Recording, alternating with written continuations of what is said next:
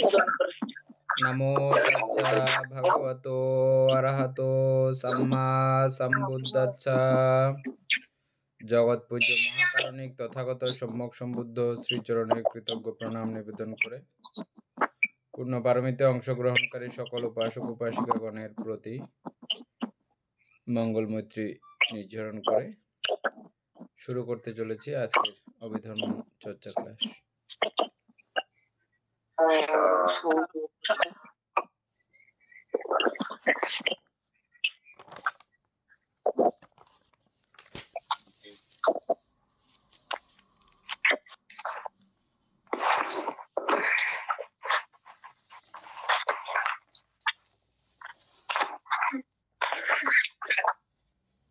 আপনারা সবাই মিউট করে দেন একটু।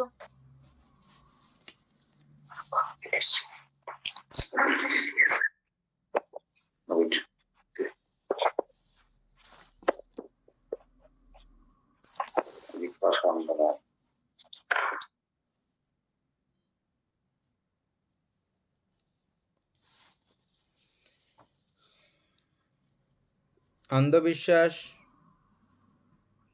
সম্পর্কে কালকে গুরুভান্তে আলোচনা করেছেন, আপনারা প্রত্যেকেই বুঝতে পেরেছেন বিষয়টা। যে কোনো বিষয় অন্ধভাবে গ্রহণ করা, যে কোনো বিষয় অন্ধভাবে গ্রহণ করাই হচ্ছে যে শ্রদ্ধার বিপরীত। শ্রদ্ধার বিপরীত হচ্ছে যে অন্ধবিশ্বাস। তাহলে অন্ধবিশ্বাসের বিপরীত হচ্ছে যে শ্রদ্ধা। অন্ধবিশ্বাসটাকে প্রত্যেকে চিনতে বুঝতে পেরেছেন? অন্ধবিশ্বাসকে কেউ চিনতে বুঝতে না পারলে আমাকে একটু জানান। এটা মূল জায়গা। এটা না বুঝলে আপনি মানে শ্রদ্ধা জিনিসটা কি এটা বুঝতে পারবেন না।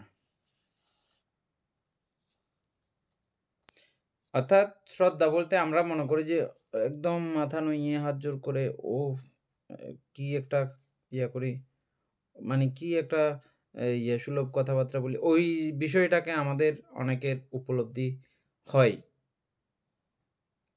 কিন্তু আপনি এই অন্ধবিশ্বাসের অপোজিট সাইড যখন চিন্তা করবেন তখন কিন্তু ওই বিষয়টা না।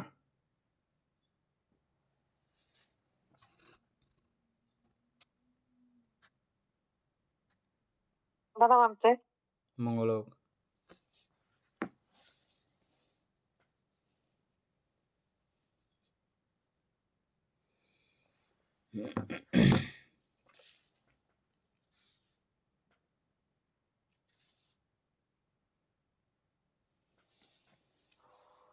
আমাদের কালকে ওই এতটুকু পর্যন্ত পড়া হয়েছিল।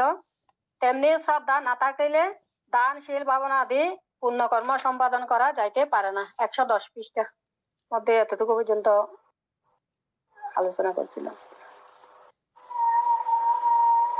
এই ক্ষেত্রে বুদ্ধ আমাদেরকে বলেছেন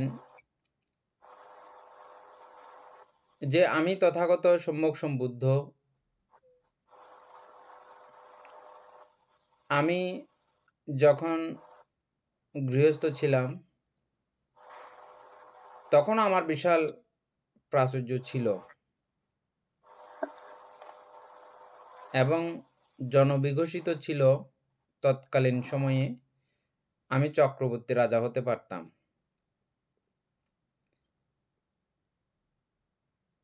আমি এই যুদ্ধবিদ্যা তথা রাজকীয় বিদ্যাতে অতীব অনাগ্রহ প্রকাশ করেছি।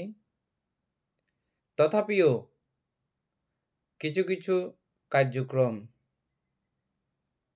এই শাক্যরাজ্যের প্রতি দয়ালু হয়ে আমি অতীব তীক্ষ্ণ বুদ্ধিতার সহিত অনেক কার্যক্রমগুলো করেছিলাম। আগের যে ভবিষ্যৎবাণী সেটা পরবর্তীতে ফলপ্রসূ হয়েছিল।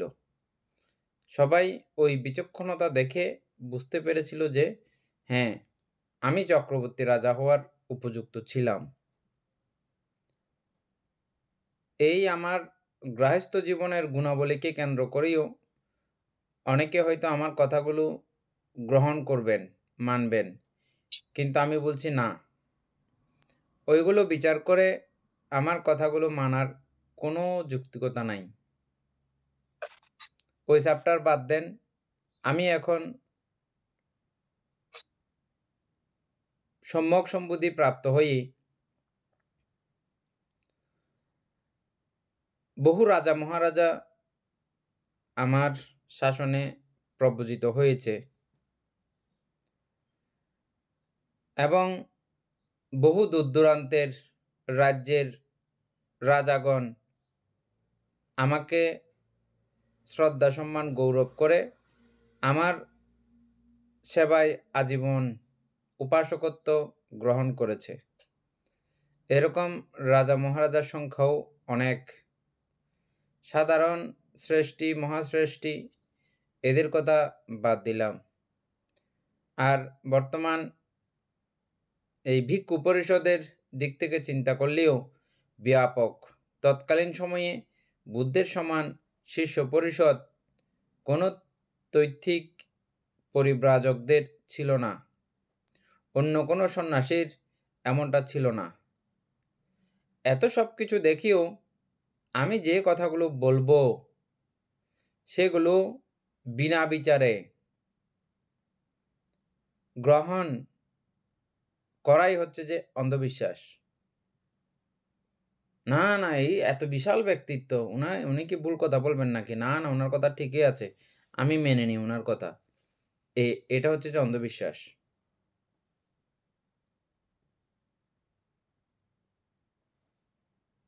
উনি এত বিশাল ব্যক্তিত্ব, উনি কি ভুল বলতে পারেন?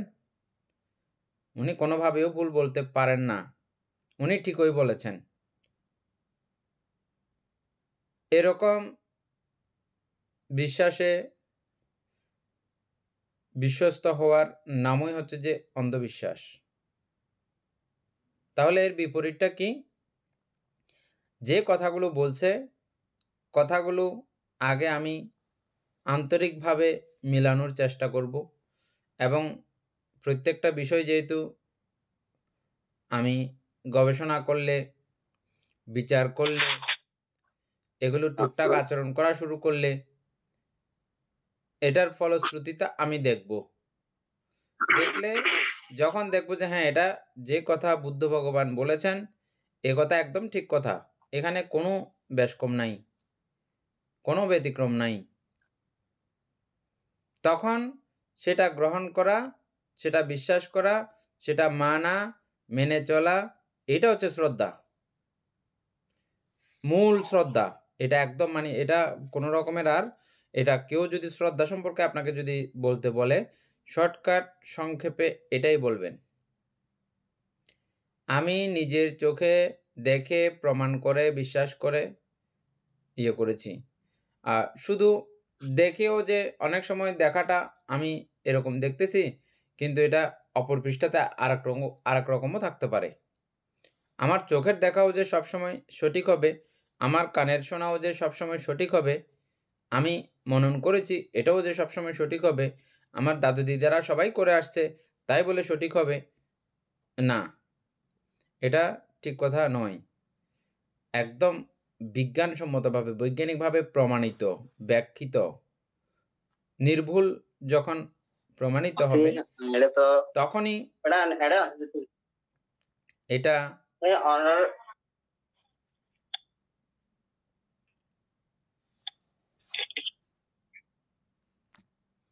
হ্যাঁ, মেত্তাইন্দ্রিয় ভান্তে বলেন, বন্দনা ভান্তে।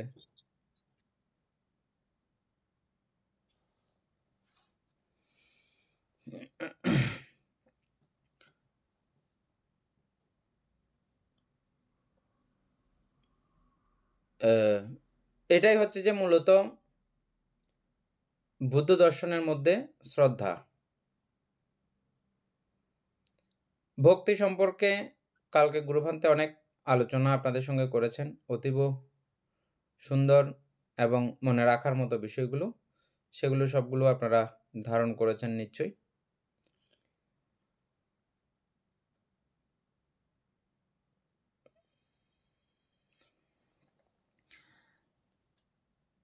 অমিতা বড়ুয়া, আমি এতক্ষণ যে কথাগুলো বললাম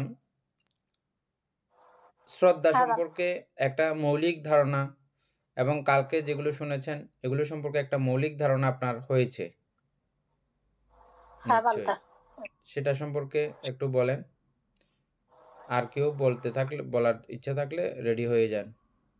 হ্যাঁ, বলেন। বান্তা শ্রদ্ধা শ্রদ্ধা হয়েছে যে আমাকে যদি কেউ মানে কোনো কিছু বলে, আমি ওইটাকে আগে মানে দেখবো, দেখার পরে আমি এটা বিচার করব আন্তরিকতার সাথে। ওইটা মানে বিচার করে দেখে পরীক্ষা করে তখন আমি চিন্তা করব যে এটা মানে অন্ধবিশ্বাস নাকি শ্রদ্ধা। তাহলে আমি যেটা আমার মনে হবে এটা বুদ্ধ যেটা বলছে এটা ঠিক আছে, তাহলে এটা আমার শ্রদ্ধা উৎপন্ন হবে।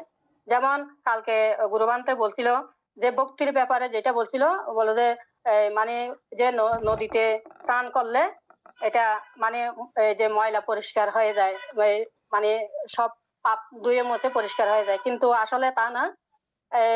আরেকটা কথা বলছিল উনি, বলছে যে সাগরের ময়লা পানি পরিষ্কার পরিষ্কার পরিষ্কার পানি পরিষ্কার করতে হয়, কাদা মাটি পরিষ্কার হয়, কিন্তু তেল জিনিস লাগলে ময়লাতে তেল দিয়ে পরিষ্কার করতে হয়। আর মনের মধ্যে যেই মানে ময়লা আছে এগুলো আমাদেরকে মন দিয়ে চিত্ত দিয়ে আমাদেরকে পরিষ্কার করতে হবে। মানে যেটা হচ্ছে আমাদের ওই আন্তরিকতার সাথে যেটা বিচার করে, আমি যেটা বৌদ্ধ ধর্ম মতে যেটা সঠিক এটাই আমি গ্রহণ করব, এটাই শ্রদ্ধা বানতে। আর একটা বিপরীত অপোজিট সাইডটা অন্ধবিশ্বাস। অন্ধবিশ্বাসের পরে আরো কিছু কথা লেখা আছে এখানে, যুক্তিসঙ্গত বিশ্বাস বা পরোক্ষ জ্ঞান। হ্যাঁ, যুক্তিসঙ্গত বিশ্বাস বা পরোক্ষ জ্ঞান। বৌদ্ধ দর্শনে শ্রদ্ধা ধর্মে অন্ধবিশ্বাস নহে। কি তাহলে? যুক্তিসঙ্গত বিশ্বাস বা পরোক্ষ জ্ঞান। এই পরোক্ষ জ্ঞান মানে কি?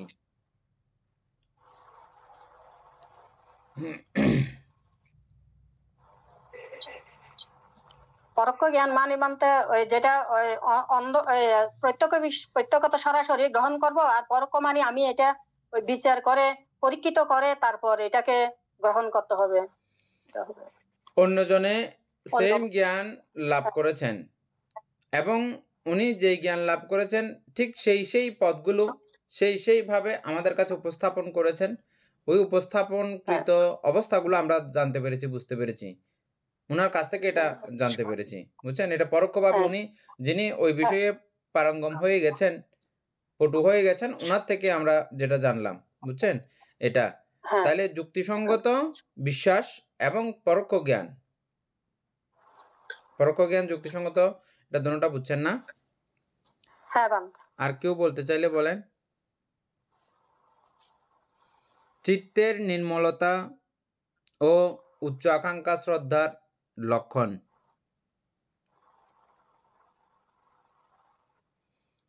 চিত্তের নির্মলতা বলতে কি বুঝেন?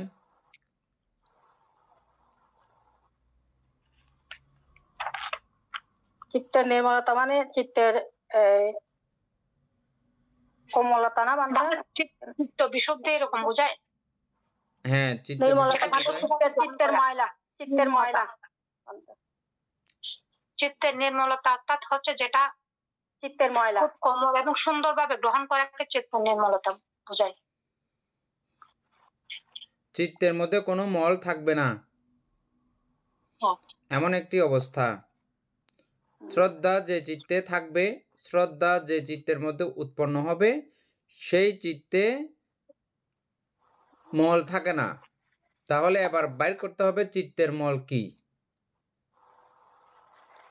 যে অন্ধবিশ্বাস যেগুলো আমরা বিশ্বাস করি মানে অজ্ঞানতার কারণে। আমাদের শ্রদ্ধেয় মেতাইন্দ্রিয় ভান্তে বলবেন চিত্তের মল সম্পর্কে। চিত্তের মল কাকে বলে?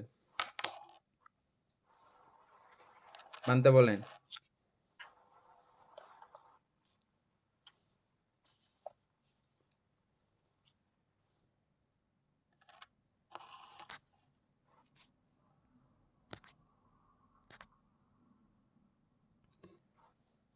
বলতেছে না। অমিতা বড়ুয়া জানা থাকলে বলেন। আপনার ঠিক আছে বলেন না। বলেন ভান্তে বলেন। চিত্তের মল সম্পর্কে?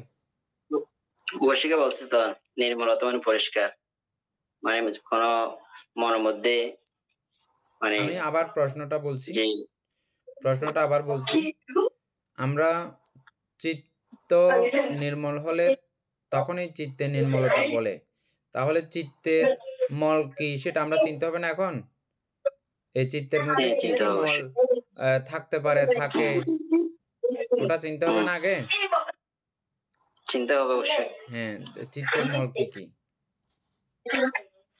যে আমাদের চিত্তের মধ্যে আছে লোভ দেশ মোহ, এটাও মল।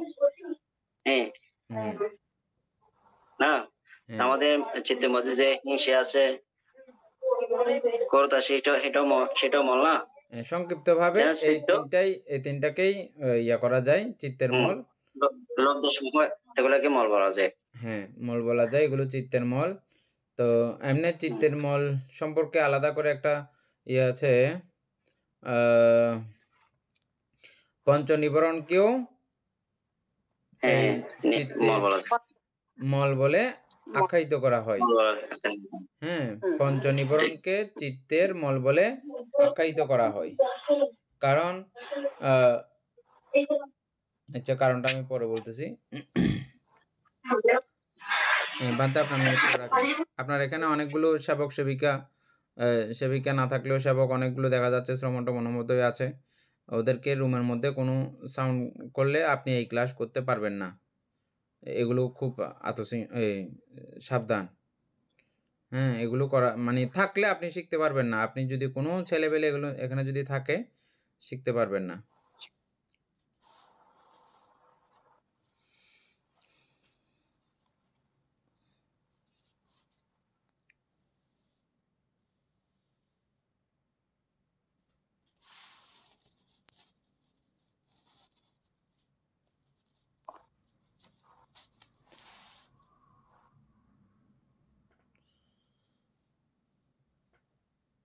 যখন চিত্তের মধ্যে এই শ্রদ্ধার প্রাবল্যতা, শ্রদ্ধার প্রগাঢ়তা যখন তৈরি হয়, সেখানে চিত্ত নির্মলতা প্রাপ্ত হয়। অর্থাৎ ওই পঞ্চনিবরণগুলো থাকবে না। কি কি সেই পঞ্চনিবরণ? কামছন্দ, ব্যাপাদ, তিনমিদ্য, অদ্বৈত, প্রকৃত, বিচিকিৎসা। দেখেন এইখানে বিচিকিৎসা আর থাকবে না। বিচিকিৎসা মানে হচ্ছে যে সন্দেহ। আপনি প্রত্যক্ষ করেছেন, ওই বিষয়টাকে সরাসরি দেখে গেছেন, বুঝে গেছেন, জেনে গেছেন, সেহেতু আর কোনো রকমের বিচিকিৎসা বা সন্দেহ আপনার ওই বিষয়ের প্রতি নাই।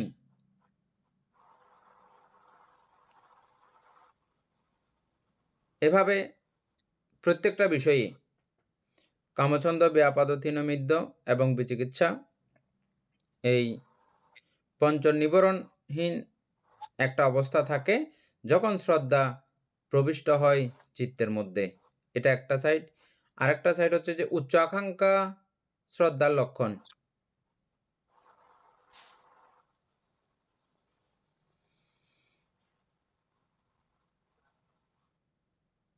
উচ্চ আকাঙ্ক্ষা কি বলবেন?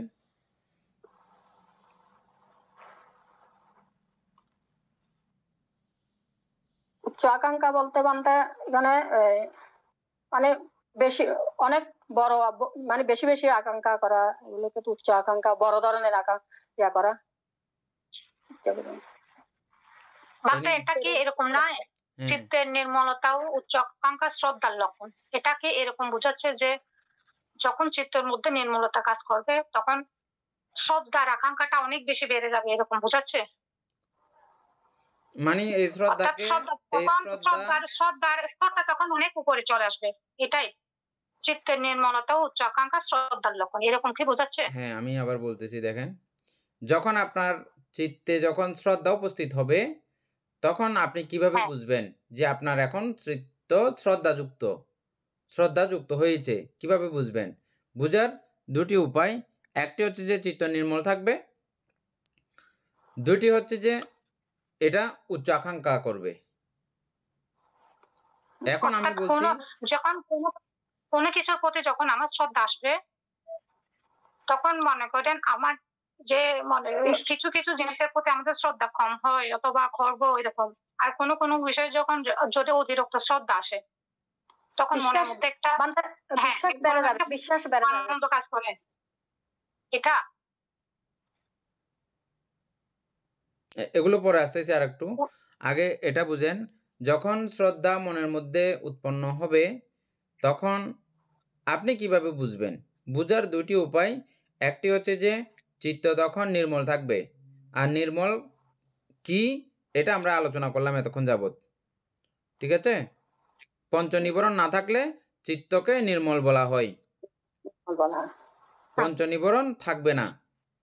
তবে এই পঞ্চনিবরণ না থাকা অবস্থা মানে কিন্তু আবার প্রথম ধ্যান। এটা ঠিক প্রথম ধ্যানের পর্যায়েও না। প্রথম ধ্যান ছাড়াও এরকম একটা অবস্থা চিত্তের মধ্যে ক্ষণিকভাবে মুহূর্তকালের জন্য উৎপন্ন হয়। এ নিয়ে বোঝা যাচ্ছে কথাটা?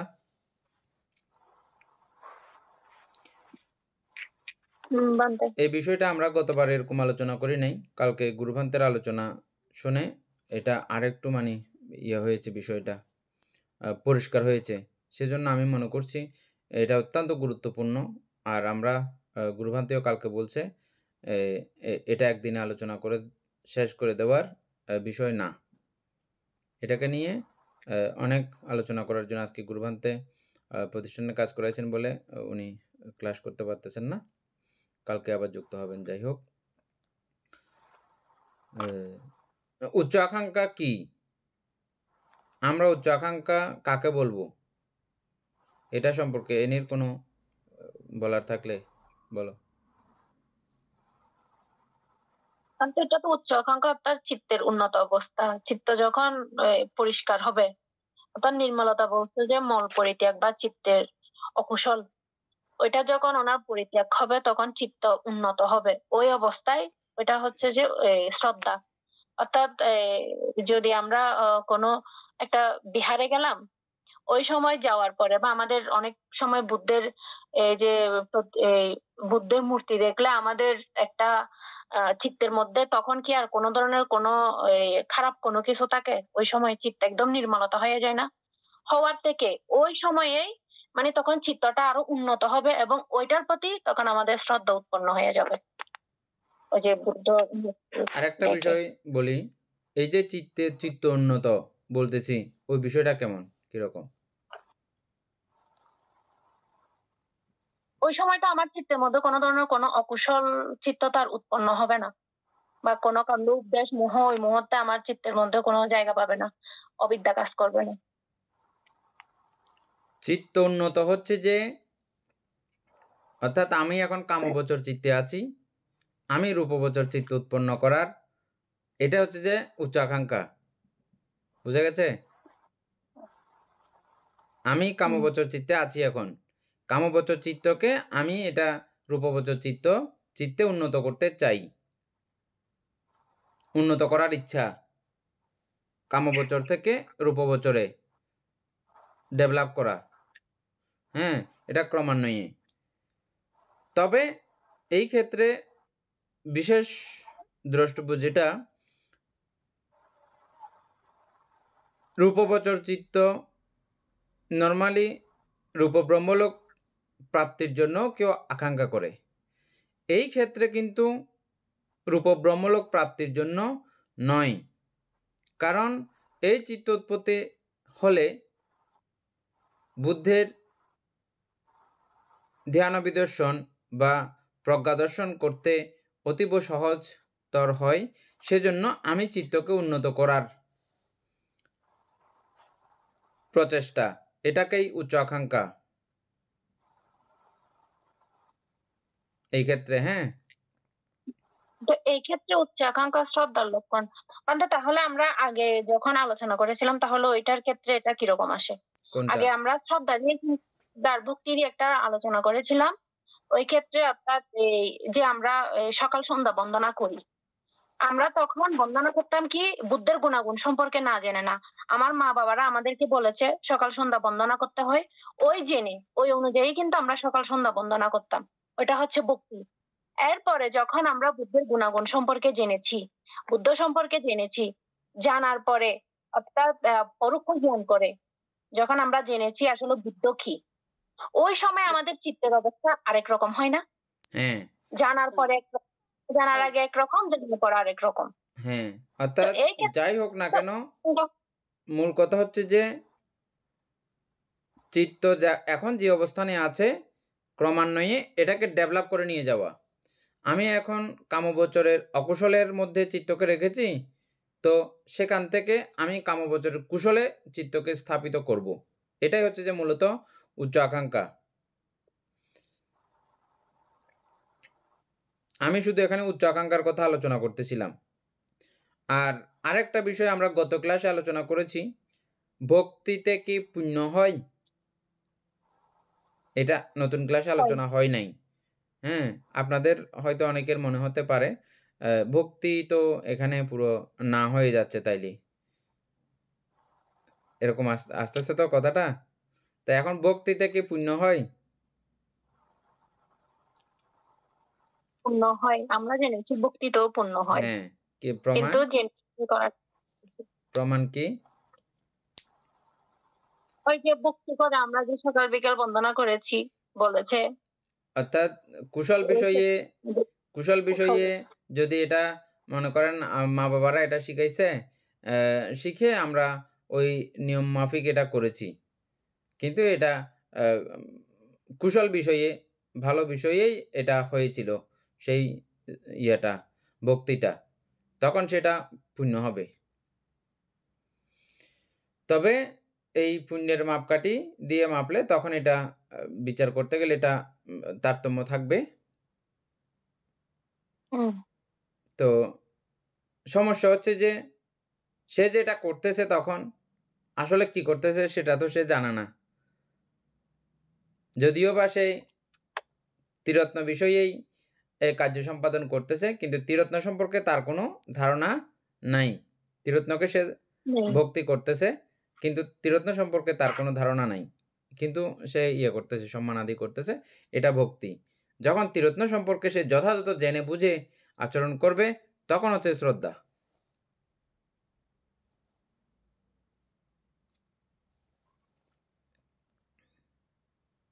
এনে কি বলতে চাইছিলে? এটা ঠিক হইছে এখন? উচ্চ আকাঙ্ক্ষা বিষয়টা ঠিক হইছে?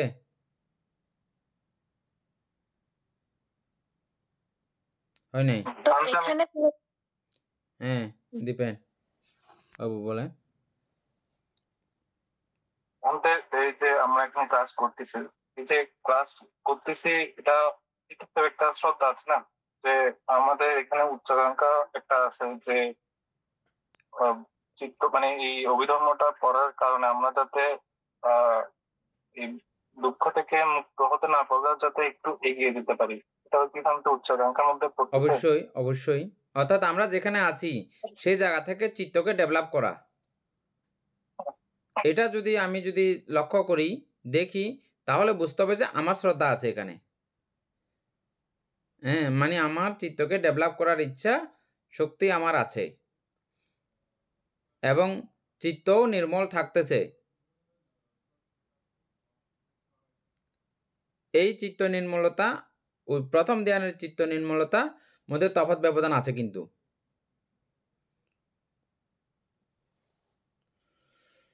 কিরকম তফাৎ ব্যবধান আছে এটা এনি তো এখন বোঝা যাচ্ছে না। এনি বুঝতেছো?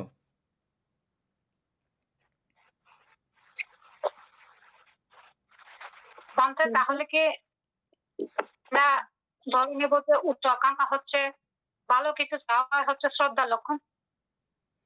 হ্যাঁ, ক্রমিকভাবে মনে করেন আপনার এখন চিত্ত কামগোচরে মধ্যে অকুশলে নিয়ত। অকুশল থেকে আপনি ক্রমে কুশলের মধ্যে এটাকে নিয়ে যেতে চাচ্ছেন, চেষ্টা করতেছেন, বা ওইরকম চেষ্টাই আপনার চিত্ত উন্মিলিত উঠতে চাচ্ছে। ওইরকম অবস্থা যখন চিত্তের মধ্যে অনুভব করবেন, তখন আপনি বুঝবেন যে ওটা ওই অবস্থাতে আমার চিত্তের মধ্যে শ্রদ্ধা ছিল। এটা শ্রদ্ধার লক্ষণ। এখন ক্লিয়ার হয়েছে? এখানে যে বলতে মনে করেন এখানে আছে চিত্তের নির্মলতা, তাহলে চিত্তের বিশুদ্ধতা, বিশুদ্ধি এবং ভালো কিছু চাওয়া পাওয়া হচ্ছে শ্রদ্ধার লক্ষণ। এটা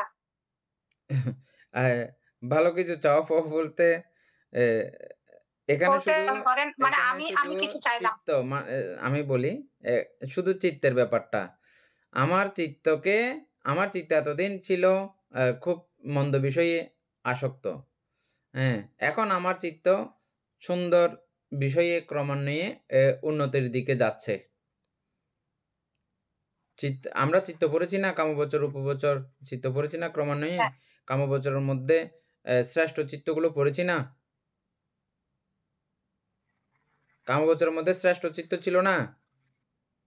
অকুশল ছিল এবং কুশলও ছিল কামবচরে। ছিল? আপনি তখন ক্লাসে ছিলেন না।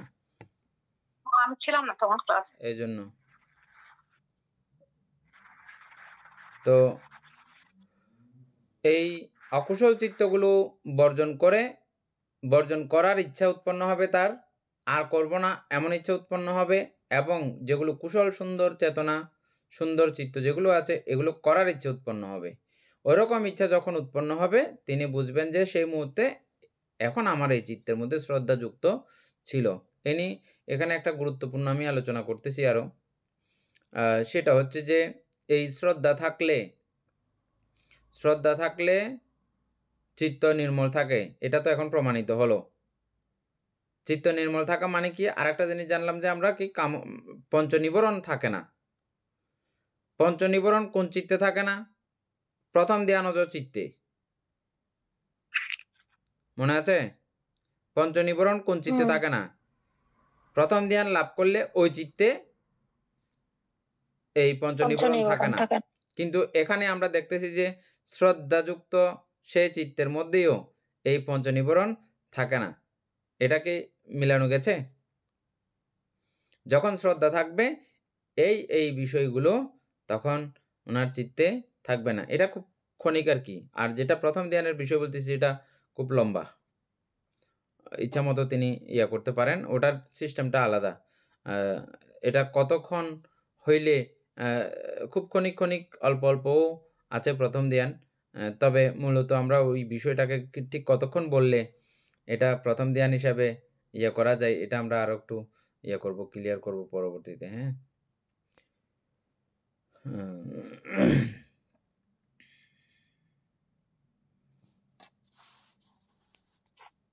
এরপরের যে আলোচনাগুলো আছে স্বচ্ছ সলিলে যেমন চন্দ্র সূর্যের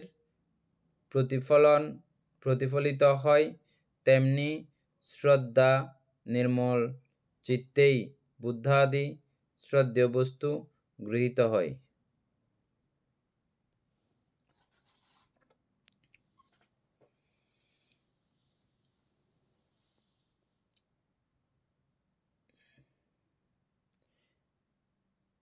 যখন পানি ঢেউ মুক্ত থাকে, পানির মধ্যে কোনো ঢেউ নাই, রাত্রিতে চাঁদ উঠলে আকাশে চাঁদটা আপনি দেখবেন ঢেউযুক্ত পানির মধ্যে দেখা যায়?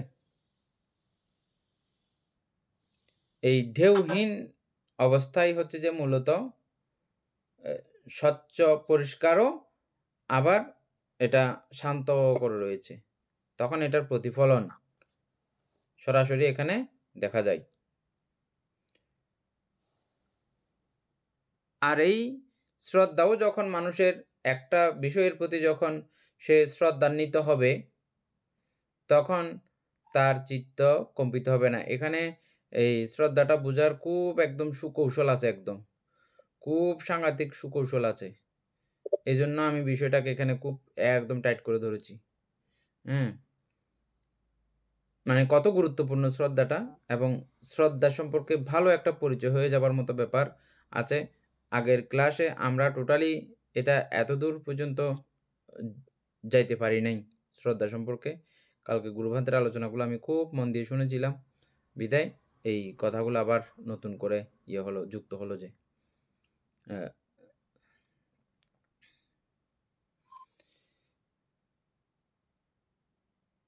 কিছুক্ষণ আগেই বললাম যে আমি পঞ্চ নিবরণ থাকতেছে না, মানে হচ্ছে যে চিত্ত শান্ত, চিত্ত সমাধিস্থ কিছু সময়ের জন্য হইলেও। এনে ঠিক আছে বিষয়টা? মানতে কিছু সময়ের জন্য হইলেও চিত্ত পুরো শান্ত।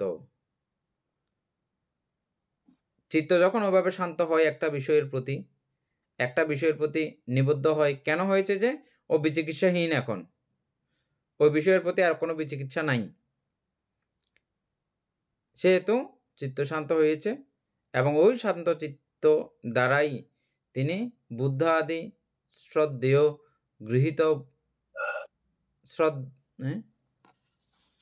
শ্রদ্ধেয় বস্তু গৃহীত হয়।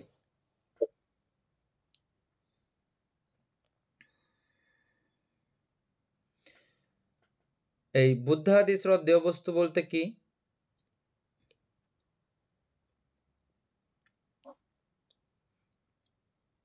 বুদ্ধ অর্থ জ্ঞান, প্রজ্ঞা, বুঝা গেছে?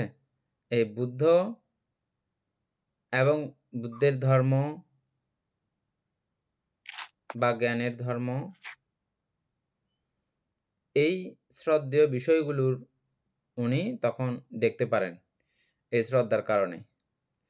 আর এই শ্রদ্ধা না থাকলে এই বিষয়গুলো দেখার কোনো সুযোগ থাকে না।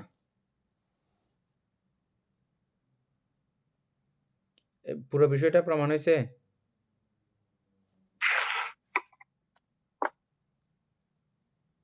বুদ্ধ আদি শ্রদ্ধেয় বস্তু গৃহীত হয়, অর্থাৎ ওই যে প্রজ্ঞা।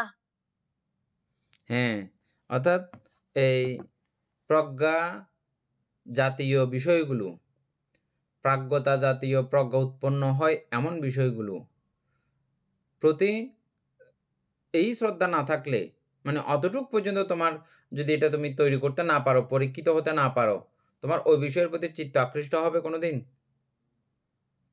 তুমি অতদূর পর্যন্ত যাইতে হবে না। হয়েছে, গিয়েছ, যাওয়ার কারণে তোমার চিত্ত এখন ওটা থেকে আর সরতেছে না, ওটাতে নিবদ্ধ থাকতেছে। যখনই এরকম একটা প্রমাণসুলভ অবস্থা তৈরি হয় মনের মধ্যে, তখনই বুদ্ধ আদি শ্রদ্ধেয় বস্তুতে চিত্ত গৃহীত বস্তু হয়, বলে চিত্ত গৃহীত হয়।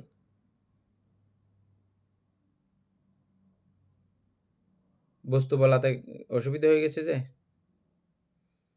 হ্যাঁ, শ্রদ্ধেয় বস্তু কেন বলছে? বস্তু লেখার মধ্যে আসছে আর কি। যাই হোক, এটা বুঝার সময় সুন্দর করে বুঝে নিতে হবে। বুদ্ধ আদি শ্রদ্ধেয় বস্তু, শ্রদ্ধেয় বিষয় লিখলে হয়ে যাবে, শ্রদ্ধেয় বস্তু জায়গায় বিষয় দিলে হয়ে যাবে।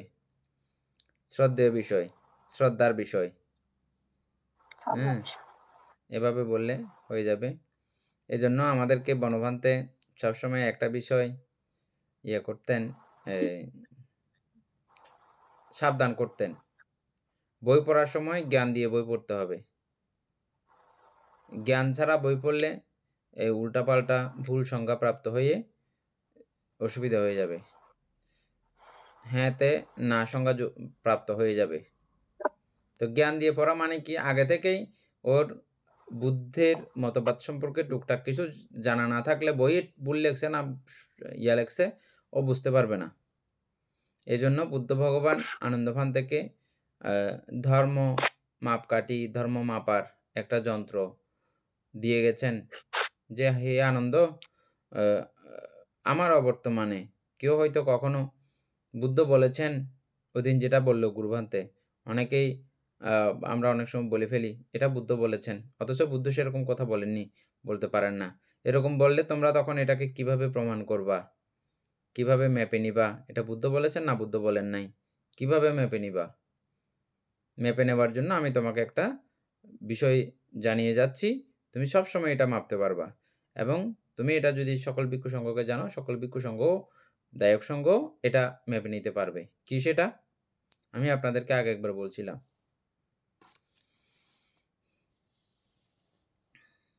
এটা হচ্ছে যে সূত্র পিটক হোক, বিনয় পিটক হোক, অভিধর্ম পিটক হোক, যেটাই হবে হোক, সমুদ্রের সর্ব জায়গা থেকে জল টানেন, সর্বদিক থেকেই আপনি জল আস্বাদন করেন, সর্বদিকের জল নোনা। এটা সমুদ্রের ধর্মতা। আর বুদ্ধের ধর্মও আপনি সূত্র পিটক থেকে নেন, বিনয় পিটক থেকে নেন, আর অভিধর্ম পিটক থেকেই নেন, সেটা শুধু লোভ দেশ মোহ ক্ষয়ের পক্ষেই কথা বলবে। লোভ দেশ মোহ যুক্ত করার পক্ষে কখনো কথা বলবে না। যদি লোভ দেশ মোহের বর্ধিত করার জন্য কথা বলে, নির্দ্বিধায় বুঝে নেবে এটা ভগবান বুদ্ধ বলেননি। ঠিক আছে না যন্ত্রটা? তো বই পড়তে পড়তেও এই সমস্ত বিষয়গুলো আমরা বুঝে নিতে হবে, জেনে নিতে হবে। ঠিক আছে?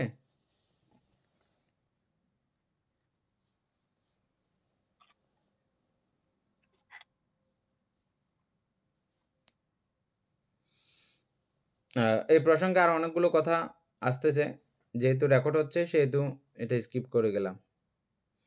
মানে আরো যেটা বলা দরকার, যে কারণে আমি কথাটা বুদ্ধাদি শ্রদ্ধেয় বস্তু এটা সম্পর্কে আরো কিছু কথা ছিল, যেহেতু এটা মিডিয়ার ব্যাপার আছে সেজন্য।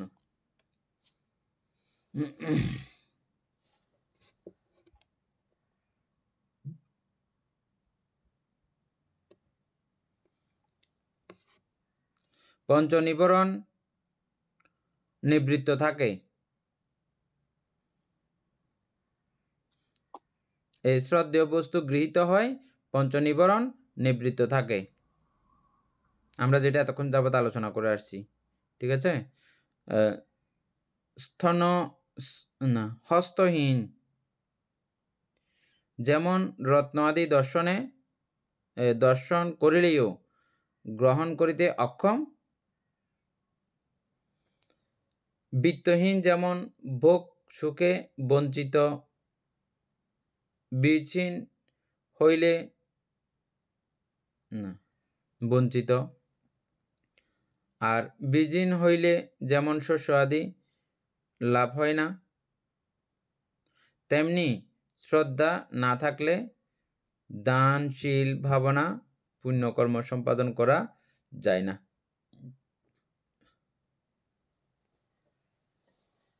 আপনি যদি বুদ্ধকে বিশ্বাস না করেন, বুদ্ধ বলতে এই প্রজ্ঞাকে আর কি, যিনি প্রজ্ঞা লাভ করেছেন ওনাকে বুদ্ধ বলা হয়। এই বুদ্ধকে যদি বিশ্বাস না করেন তাহলে বুদ্ধের ধর্মকে বিশ্বাসের ব্যাপার আসতেছে না। আর বুদ্ধের ধর্ম যারা আচরণ করতেছে মহান সঙ্গ, সেই সঙ্গের প্রতিও আপনার বিশ্বাস শ্রদ্ধা ভালোবাসা না আসলে আপনি কিভাবে তাদেরকে দান দেবেন? আর দান দিয়েও আপনি কি বুঝবেন? অর্থাৎ এই সঙ্গ আমাদের জন্য কি করতেছে, পৃথিবীর জন্য কি করতেছে এরা, এটা তো আপনি বুঝবেন না। না বুঝলে আপনি দান আদি কিভাবে করবেন? এবং ওই বিষয়কে গারবতা করে আপনি শীল কিভাবে পালন করবেন? করা সম্ভব? মিলছে পুরো বিষয়গুলো মিলছে এখানে?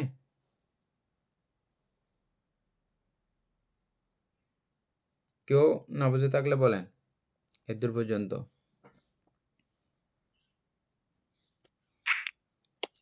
উপমা হচ্ছে হাত নাই, আপনার এখানে রত্ন আদি থাকলেও আপনি নিতে পারবেন না। তারপরে ভোগ সম্পত্তি অনেক কিছু আছে, কিন্তু আপনার কাছে কোনো টাকা পয়সা নাই, আপনি ওগুলো কিভাবে ব্যবহার করবেন? পারবেন? অসম্ভব। তারপরে বীজ নাই আপনার কাছে, জমি যতই থাক না কেন শস্য আদি কখনো লাভ হবে না, বীজ নাই যে, সেজন্য বীজ লাগবে। হ্যাঁ, তো এই ক্ষেত্রে শ্রদ্ধা হচ্ছে যে বীজ সদৃশ্য, এই ক্ষেত্রে শ্রদ্ধা হচ্ছে যে ধন সম্পত্তি সদৃশ্য, এই ক্ষেত্রে শ্রদ্ধা হচ্ছে যে হস্ত সদৃশ্য। বুঝা গেছে?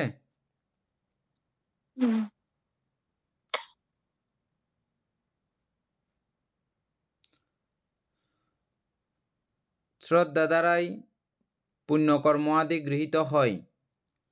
এই শ্রদ্ধার কারণে পুণ্যকর্মগুলো আমরা করতে পারি, কৃত ও ফলিত হয়। মানে এই শ্রদ্ধা দ্বারা এই পুণ্যকর্মগুলো আমরা করতে পারি এবং এটা আমরা আমাদের দ্বারা প্রতিফলন ঘটাইতে পারি। এই জন্য শ্রদ্ধা হস্ত বৃত্ত বীজ সদৃশ্য। অন্য তথ্যের যুক্তিহীন অন্ধবিশ্বাস শ্রদ্ধা নহে।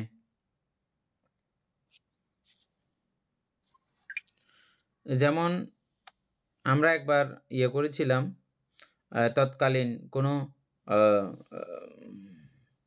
তৌত্বিক সন্ন্যাসী তারা এরকম করে কিছু মতবাদ প্রকাশ করেছেন যে তোমার পুত্র না থাকলে তুমি পুং নামক নরকে যাবে। এরকম কিছু কথা প্রচলিত অতীতকালে ছিল। এটা কোনো কিছু না জেনে না বুঝে কোনো কিছু ভিত্তি ছাড়া এরকম কিছু কথা ছড়িয়ে দেওয়া, রটিয়ে দেওয়া, এটাকে বলা হচ্ছে অন্য তৃতীয় যুক্তিহীন অন্ধবিশ্বাস, শ্রদ্ধা নহে। ইহা শ্রদ্ধার আকারে মিথ্যা অধিমুখ্য। অধিমুখ্য সম্পর্কে আমরা পড়ছিলাম, এর মনে আছে অধিমুখ্য কাকে বলে? অমিতা বড়ুয়া মনে আছে অধিমুখ্য কাকে বলে? অধিমুখ্য তো পূর্ণ মুক্তি।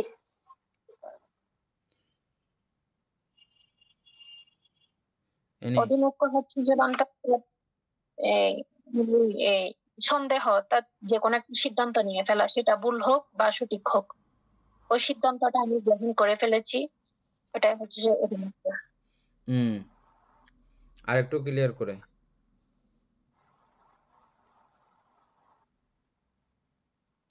আর একটু ক্লিয়ার বলতে পারতে মানে এখানে মিথ্যা অধিমুখ্য কিরকম হবে? যেখানে মিথ্যাটা কি, আমরা তো অধিমুখ্য জানি যে ওইটা তো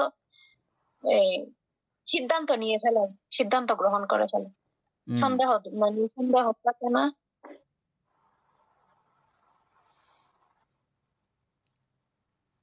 দেখেন আবার মিথ্যা কেন বলেছে? অধিমুখ্যটাই হচ্ছে যে মূলত মিথ্যা। হ্যাঁ, তা এটা তো ও কোন দিকে যাবে সে তো নিজেও জানে না। অধিমুখ্য বিষয়টা আমরা অবশ্যই এটা পরে আসবে, আমরা পড়বো। এখানে আসছে, আমরা তো এটা আগে প্রথমবারে শ্রদ্ধা পড়ার সময় এটা জানিও নাই, বুঝিও নাই না অধিমুখ্যটা। এটা ওই হ্যাঁ বা না হবে কিনা এটা দোলায়মান অবস্থা থাকে আর কি। হ্যাঁ, দোলায়মান অবস্থা থাকে না, ও একটা সিদ্ধান্ত গ্রহণ করে। এটা বিচিকিৎসা হলে এখানে দাঁড়াই থাকে, কোন দিকে যাবে ও যাইতে পারে না।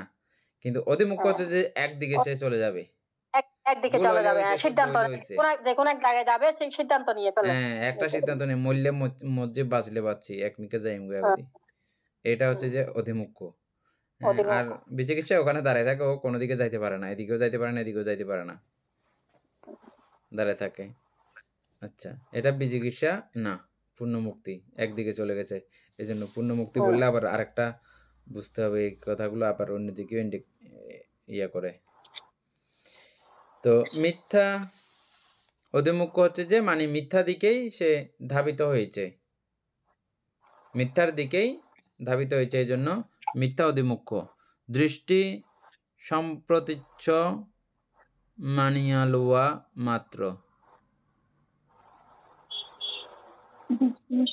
মিথ্যা অধিমুখ্য দৃষ্টি, ইহা শ্রদ্ধার আকারে মিথ্যা অধিমুখ্য। মানে খুব আমি এটা দেখতে মনে হবে যে বিষয়টা আমি শ্রদ্ধার মতো করেই গ্রহণ করেছি, খুব এটা ভালোবেসে আমি জিনিসটা গ্রহণ করেছি, কিন্তু আসলে যাচ্ছে যে ভুল জায়গায়, এটা একটা।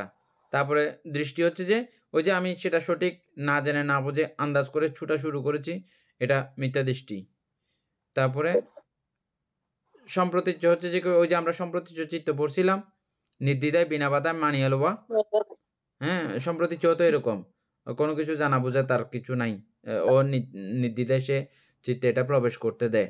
ওই অবস্থাটার নাম আমরা সম্প্রতিচ্ছ বলে জানছিলাম না? এই সম্প্রতিচ্ছ হচ্ছে যে বিনা বাধায় মানিয়ে লওয়া মাত্র।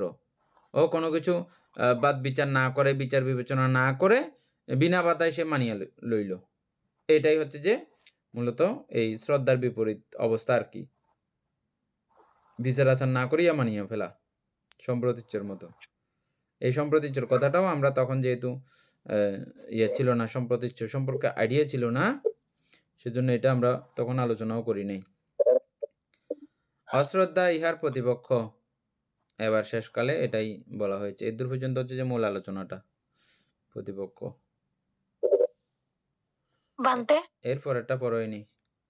হ্যাঁ বলো, কি বলতে চাইছো? বান্তে ওই অধিমুখ্য তো আমরা বান্তে প্রকীর্ণ চৈতসিকের মধ্যে পড়েছিলাম। হুম তো ওইটা তো দোনো সাইড হবে। এখানে যখন বলেছে মিথ্যা অধিমুখ্য একটা, আবার অধিমুখ্য কিন্তু আরেকটা। না, হুম এখানে এটা একটা কথা, সত্য হতে পারে আবার মিথ্যা হইতে পারে। হ্যাঁ মানে অধিমুখ এটা এরকম সরাসরি যে মিথ্যা অধিমুখ্য, হুম ওই ক্ষেত্রে আবার চৈতসিকের মধ্যে সেটা আবার কুশল সাইডেও যাবে, অকুশল সাইডেও যাবে, দোনো সাইডে যাবে। হ্যাঁ। হুম।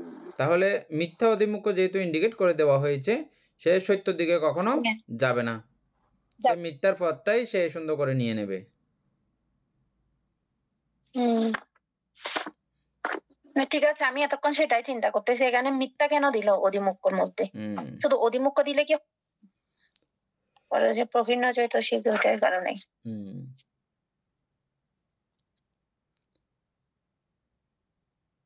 অশ্রদ্ধা ইহার প্রতিপক্ষ। একটি দৃষ্টান্ত দিব। একজন প্রতীক তাহার অপরিচিত দেশের কোন রাস্তা দিয়া যাইতে যাইতে এক নাতি ক্ষুদ্র নদী তাহার গমন পথে বাধা জন্মাইল। নদীতে খিয়া নৌকা কিংবা সেতু কোনটি নাই। সে দেখিল নদীর অপর পারে একজন প্রাচীন ভদ্রলোক বৃক্ষছায়ায় বসিয়া বিশ্রাম সুখ উপভোগ করিতেছেন। তাহাকে নদী পার হইবার উপায় জিজ্ঞাসা করিলে তিনি উপদেশ দিলেন, নদীটি হাঁটিয়া পার হওয়া যায়, কাপড় ভিজিবে না। আমিও পার হইয়া আসিয়াছি। পথিক মনে মনে চিন্তা করিতে লাগিল, এই ব্যক্তির কথা বিশ্বাসযোগ্য কিনা।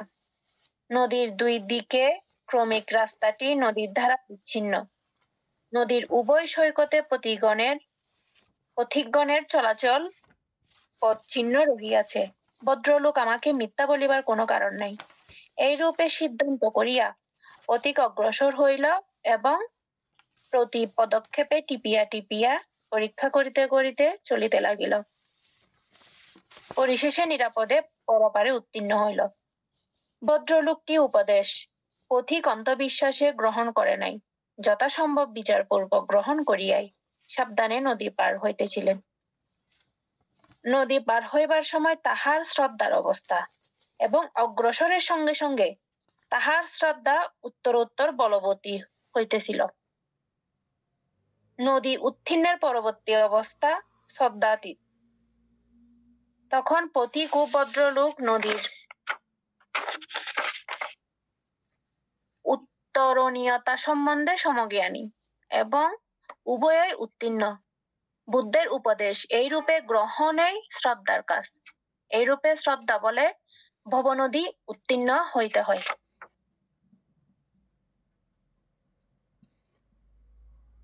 বান্তে এটা এই দীপেন বাবু শ্রদ্ধার প্রকারভেদটা একটু করে বের করে রাখবেন, হ্যাঁ।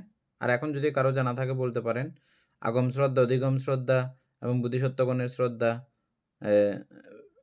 এরকম কিছু শ্রদ্ধার প্রকারভেদ আছে, কোন কোন শ্রদ্ধার ব্যাপার। তবে এই গল্পের মধ্যে কিন্তু অনেকগুলো বিষয় গল্পের লাস্টে কিন্তু এটা উঠে আসছে, ওই বিষয়গুলো।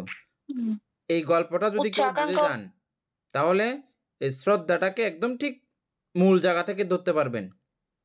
গল্পটাকে যদি কেউ বুঝে যান, ইন্দিরা বড়ুয়া, আপনি কি গল্পটা বুঝছেন? একদম উদাহরণটা যথাযথ আমার মানে দৃষ্টিকোণ থেকে। প্রতিটি লাইনে লাইনে বোঝার মতো কথা তো বুঝেছি। তাহলে একদম মূল পয়েন্টটা মানে শ্রদ্ধা কোন জায়গাটা, এই গল্পের মধ্যে শ্রদ্ধা কোন জায়গাটা আমাকে বলেন। এখানে শ্রদ্ধা হচ্ছে একজন প্রতীক এরকম না, পরিচিত রাস্তা দিয়ে, ওইটা না বানতে না, ওইটা মূল জায়গাটা মানে শ্রদ্ধা কোন জায়গাটাকে ইন্ডিকেট করা হয়েছে, এটা তো পুরোটা গল্প, কিন্তু গল্পের মধ্যে একটা জায়গাকে নির্দিষ্ট করা হয়েছে, এটাই শ্রদ্ধা। এরকম একটা জায়গা, গল্পটাকে আবার বলতে হবে, আমি আবার বলছি, গল্পটা অত্যন্ত গুরুত্বপূর্ণ। সুন্দর করে পড়ার জন্য আমি এনেকে দিছি। ওটা বলতে এমনি ওই লাইন বাই লাইন এগুলা তো বুঝতেছি, এগুলো বলতে পারবো আর কি। লাইন বাই লাইন বুঝলে হবে না। গল্পটা তো এগুলো মজা পাওয়ার জন্য দেয় নাই। গল্পটা দিয়েছে যে আমি শ্রদ্ধাটা বুঝছি কিনা, শ্রদ্ধাটা বুঝেছি কিনা, বা না বুঝলেও এই গল্প থেকে যেন শ্রদ্ধাটা বুঝে নিই। অমিতাভ বড়ুয়া বুঝছেন? এখানে বাইর করে দিতে পারবেন শ্রদ্ধা কোন জায়গাটা?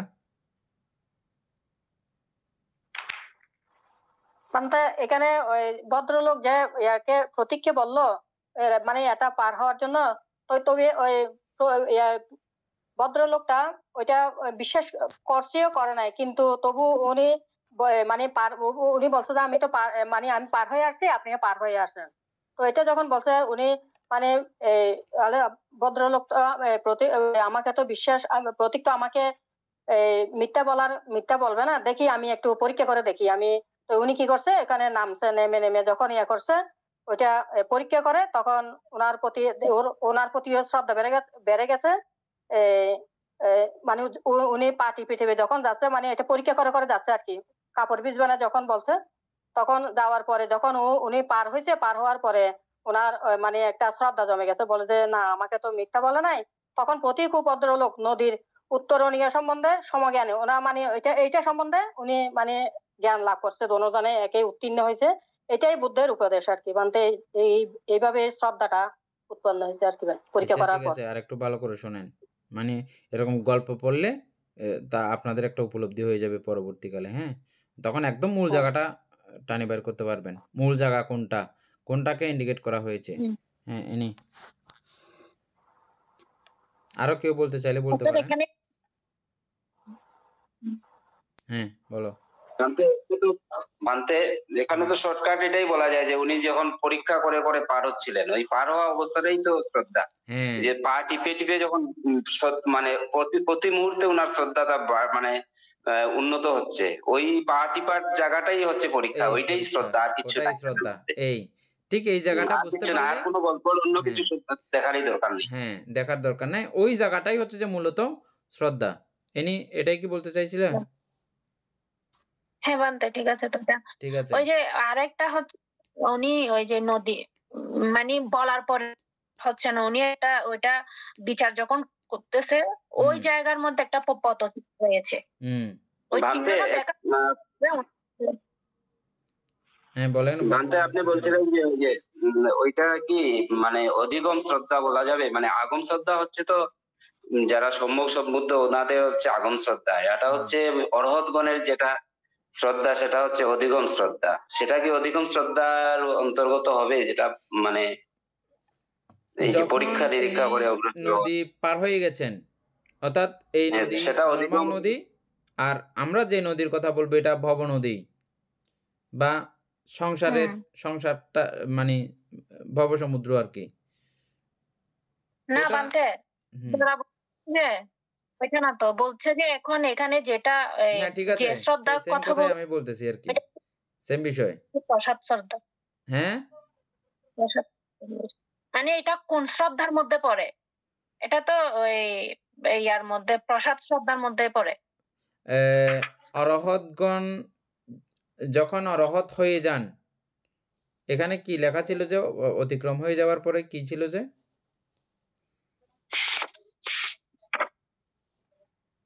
নদী, উত্তরণীয়তা সমজ্ঞানী এবং উভয়েই উত্তীর্ণ। বুদ্ধের এটাকে কি একটা বলা হয়েছে, কি শ্রদ্ধা? ওটা বাংলা তো প্রসাদ শ্রদ্ধা। উত্তরণীয় শ্রদ্ধাকে কি বলে? উত্তরণীয় সম্বন্ধে সমজ্ঞানী, শ্রদ্ধাতীত। শ্রদ্ধা একটা হচ্ছে আগমনী শ্রদ্ধা, না না, হচ্ছে এখানে অধিগম শ্রদ্ধা। উত্তীর্ণের পরবর্তী অবস্থা হচ্ছে যে শ্রদ্ধা অতীত। যখন উত্তীর্ণ হয়ে গেছেন তখন শ্রদ্ধা অতীত। এই শ্রদ্ধা অতীতটাকে ওখানে কি একটা ভাষা করা হয়েছে, ব্যবহার করা হয়েছে। তখন পথিক ও ভদ্রলোক উভয়ে উত্তরণী সম্পর্কে সমজ্ঞানী, উভয়ে উত্তীর্ণ। বুদ্ধের উপদেশ এই শ্রদ্ধা আদি ভবনদী উত্তীর্ণ। আচ্ছা, ওখানে করা হয়নি এই বান্তে, এখানে চলে আসছে তো উচ্চাকাঙ্ক্ষা যেটা হ্যাঁ গল্পের মধ্যে সেটা লাস্টের দিকে যে হুম এই নদী পার হওয়ার সময় তাহার শ্রদ্ধার অবস্থা এবং অগ্রসরের সঙ্গে সঙ্গে তাহার শ্রদ্ধা উত্তরোত্তর বলবতী হইতেছে। হুম শ্রদ্ধা উত্তরোত্তর বলবর্তী হইতেছে, এটা মানে বিশ্বাসটা আর কি, বিশ্বাসটা হুম। ক্রমান্বয়ে এটা বাড়তেছে। আমি পরীক্ষা করতে করতেই তো বিশ্বাসটা বাড়বে। তাহলে পরীক্ষা করা করে করে চলা, এটাই হচ্ছে যে মূলত শ্রদ্ধা। ওই যে আঙ্গুল টিপে টিপে চলা শুরু হয়েছে, ওটাই হচ্ছে যে মূলত শ্রদ্ধা। যাই হোক, আমরা আজকে শ্রদ্ধা সম্পর্কে আলোচনা করেছি। গুরুভান্তে বলেছেন আবার আলোচনা করার জন্য এটা, সেজন্য আমরা একটু বিস্তারিত আলোচনা করলাম। আমরা অতীতেও আলোচনা করেছি, করলেও এত পুঙ্খানুপুঙ্খানু প্রত্যেকটা শব্দ সম্পর্কে আমাদের বোধহয় আলোচনা আগে হয় নাই, হয়েছিল এনি? না বানতে এভাবে না। হ্যাঁ, তো কালকে আবার গুরুভান্তে আলোচনা করার কারণেও অনেক কিছু পরিষ্কার হয়েছে। বানতে এটা শেষ লাস্ট আরেকটা কথা আছে তো, হ্যাঁ, এই রূপে শ্রদ্ধাগুলো মধ্যে উত্তীর্ণ হইতে হবে। এই রূপে শ্রদ্ধা বলে ভবনদী উত্তীর্ণ হইতে হয়, এটা বলেছে বুদ্ধ একজন এমন ব্যক্তিত্ব, উনি আমাকে কেন ভুল পথ দেখাবেন বা ইয়ে করবেন কেন? উনার তো আমি অনেক কিছু বিচার বিবেচনা করে দেখেছি, উনার জন্ম বৃত্তান্ত, উনার সম্পর্কে অনেক কিছু জেনেছি, অনেক কিছু জানা হয়েছে আমার। হ্যাঁ, উনি এ পর্যন্ত কাউকেই কোনো খারাপ পথ দেখান নাই। উনার সান্নিধ্যে যারা যারা গেছেন তারা প্রত্যেকেই এরকম সুপথ প্রাপ্ত হয়েছেন। সুতরাং আমিও হাঁটা চলা শুরু করে দেখি। কি সেটা? আর্যাষ্টাঙ্গিক মার্গ। আমি প্রত্যেকটাকে আমি গুছিয়ে আস্তে আস্তে করে আমি আস্তে আস্তে আস্তে খুব সযত্নে আমি চলা শুরু করলাম। ঠিক আছে? তো চলতে চলতে এটা যত চলতে থাকবো তত আমার মন হৃদয় প্রশান্তিতে ভরপুর হয়ে উঠবে। যেমন এখনই আপনারা এটা যত জানতেছেন চৈতসিকগুলো সম্পর্কে, খারাপ চৈতসিক অটোমেটিকভাবে আপনাদের চিত্তে বসতে চাইলেও বসার জায়গা পাচ্ছে না। আগে যেভাবে একদম গাঁড়ায় সারাদিন বসে থাকতো, কজ্জা বাজিলে বল লগা সারাদিন, হ্যাঁ, কিছুক্ষণ পর ঠান্ডা হয়ে কি গুই, তাও কিছুক্ষণ পর পর নিজে নিজে হইলেও কথা উঠবে বউ। তারপর বউ যদি কোনো রকম শোনে এই বিহ করতে করতে আবার কত বাজে গুরুস্তুর করি না। এটা জাস্ট বৌজির কথা বললাম, বউ শাশুড়ির কথা, বউ শাশুড়ি বলে কথা না, সবাই আমরা এরকম। আগে একটু বেশি ছিল আমাদের গ্রামে গঞ্জে, এখন মানুষ অনেকটা ব্যস্ত হয়েছে, এগুলো কম থাকে। বিভিন্ন বাড়ি ছিল, গুছানো বাড়ি, ১০-১৫ পরিবারের, ২০-৩০ পরিবারের বাড়ি। এগুলো মানে ঝগড়া একটা বাজলো হইছে, এটা রাতের ১২টা পর্যন্ত চলতে দেখছি আমি। হ্যাঁ, এই করতে আবার শুরু হয়ে যায়। হুলস্থুল আবার চলে কতক্ষণ। বল পড়লে আবার টান্ড হয়। এভাবে চলতে থাকে। তো এই যে এগুলো কেন হইতো? এই খারাপ চৈতসিকগুলো যখন বসে থাকে আমাদের এগুলো। আর এই চৈতসিকগুলো সমস্ত আ আ বাদ বিচার করে আমরা যখন চৈতসিকগুলোর খারাপ সাইড জানতেছি, ওই চৈতসিকগুলো আমরা বসতে দিচ্ছি না এবং অভিধর্ম পড়ার মজা হচ্ছে যে আমি যদি চোরকে যদি চিনে যাই, আপনি আপনার ঘরে যে প্রত্যেকদিন চুরি করে, ওকে যদি আপনি চিনে যান, ও যদি আপনার বাড়িতে আসে, আপনার তখন অবস্থা কিরকম থাকে? আপনার সজাগতা কিরকম থাকে? কোনো চোরকে আপনি চিনে গেলেন, একবার যেকোনোভাবে বুঝে গেলেন, জেনে গেলেন, ও চুরি করে। ও যখন পুনরায় যখন বাড়িতে আসবে, তখন আপনার দৃষ্টি কেমন থাকবে?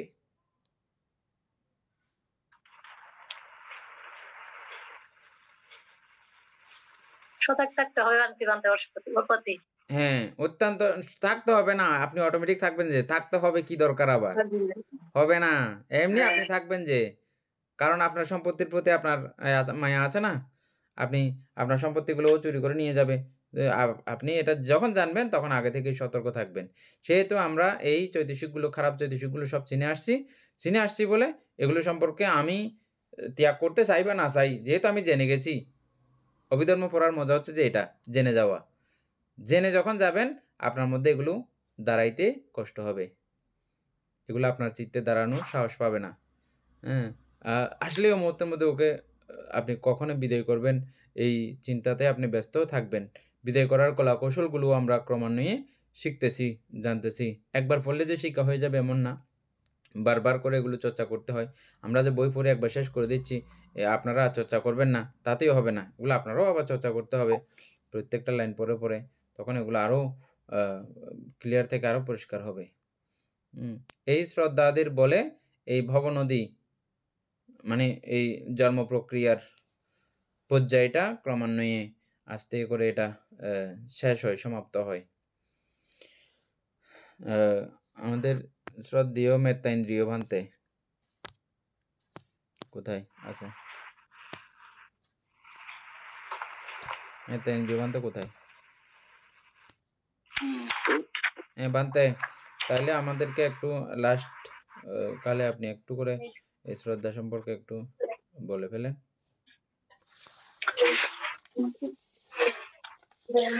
যে এখানে যে একটা আলোচনা হচ্ছে আপনাদের, মোটামুটি আপনি তো বলে ফেলছেন শ্রদ্ধার বিষয়। প্রসাদ শ্রদ্ধা আর কি। ও হ্যাঁ, এটা হচ্ছে প্রসাদ মানে যত শ্রদ্ধাগুলো একটু ইয়া করেন, এনে লিখতে হবে, এগুলো অমিতা বড়ুয়া লিখতে হবে, ইন্দিরা বড়ুয়া এগুলো লিখে রাখতে হবে, দীপেন বাবু লিখে রাখতে হবে। হ্যাঁ, বানতে বলেন। দীপেন গ্রুপে দিয়ে দিই। হ্যাঁ, অধিগম শ্রদ্ধা গ্রুপে দিয়ে দিয়েছে। হ্যাঁ, দীপেন দিয়ে দিয়েছে। ওগুলো চার মতো। হ্যাঁ, বানতে বলেন। অধিগম শ্রদ্ধা, আগম শ্রদ্ধা, অধিগম শ্রদ্ধা, অকম শ্রদ্ধা, প্রসাদ শ্রদ্ধা। হ্যাঁ, আগম শ্রদ্ধা হচ্ছে বোধিসত্ত্বগণের বুদ্ধত্ব প্রার্থনার সময় হতে যে শ্রদ্ধা অবচলিত ভাবে থাকে তাকে আগম শ্রদ্ধা বলে। তাহলে অধিগম শ্রদ্ধা আর্য শ্রাবকগণ যে শ্রদ্ধা বলে লোকোত্তর ধর্ম লাভ করে তাকে অধিগম শ্রদ্ধা বলে।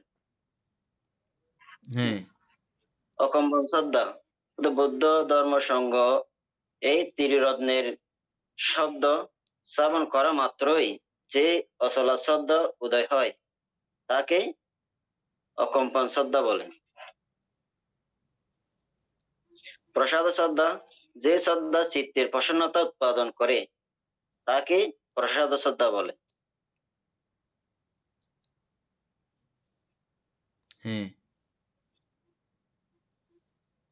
এখন যে জানতে হইন মানে কি মানে শ্রদ্ধা অ্যাডজাস্টিং মার্গে যে ভব চিহ্ন মানে পারে লাগে যে নদী মানে টিভি যে শ্রদ্ধা মানে বলতে প্রসাদ শ্রদ্ধা এর মধ্যে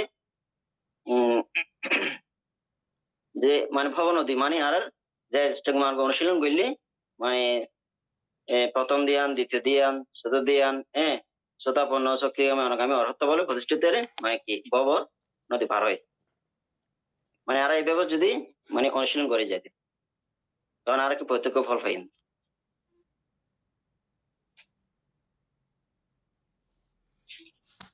ঠিক আছে, ওখান থেকে ধন্যবাদ, কৃতজ্ঞতা আমাদের সঙ্গে ক্লাসে যুক্ত হয়ে আমাদেরকে ধর্মদানে সম্পৃক্ত হয়েছেন।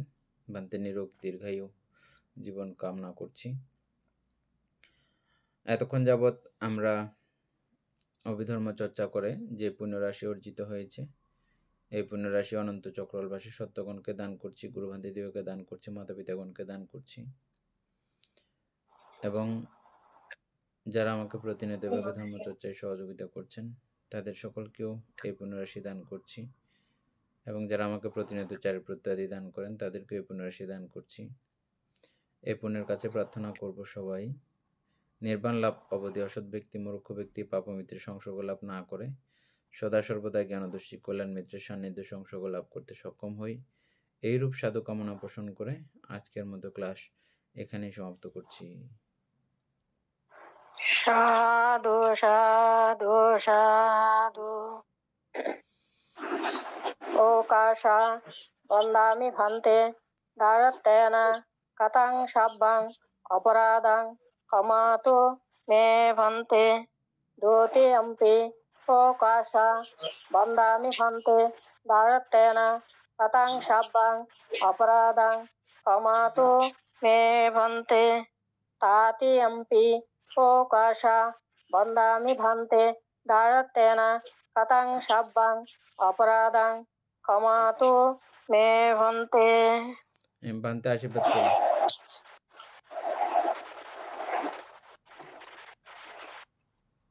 পান্তা মেতা ইন্দ্র পান্তা আশীর্বাদ করেন। মিউট করা আছে। হ্যাঁ। ইচ্ছিতাং পতিতাং তুহ্যং কৃপমেভ সমিজ্জতু পুরিন্তু সিত সংকপ্পো সন্দুপন্নো রসূয়তা ইচ্ছিতাং পতিতাং তুহ্যং সবমেভ সমিজ্জতু পুরিন্তু সিত সংকপ্পো মানিজ্যোতিরসূয়তা अविबोधनशीलस्य बुद्धपसयिनो चत्तारो धम्म वर्धन्ते आयुवन्नं सुखं बलं आयुरा आरोग्य सम्पत्ति सर्ग सम्पत्तिमेव च अतोऽपि निभ्भान सम्पत्ति हिमेनाते समिज्जतु ते। সাধু সাধু সাধু